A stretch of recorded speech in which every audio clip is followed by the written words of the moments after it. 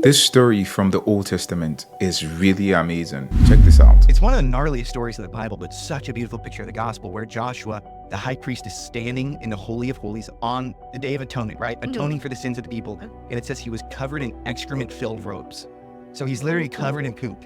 You've got the holiest man in all of Israel standing in the Holy of Holies on the Day of Atonement. And it says Satan's at his right hand, accusing him and rebuking him. Whoa. And the angel of the Lord, the pre-incarnate Christ, is there on the judgment seat, is judging him and looking down, and Satan is like, look at your boy over here, covered in poop.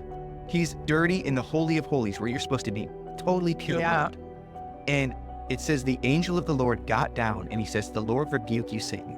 Has the Lord not chosen him to be a brand plucked from the fire? And says he gets down off the judgment seat, puts a clean turban on his head and white linens around him, and says, you're not pure in my sight.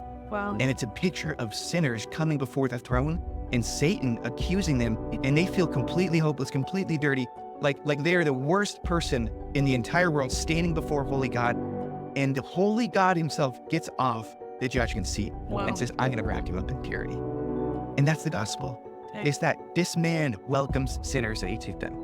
That's what he came to do. He's a great physician in search of the sick. This kind of reminds me of the story of the prodigal son, that even in our filth, God steps off the throne, cleanses us, and clothes us in his righteousness. Share this with someone and follow or subscribe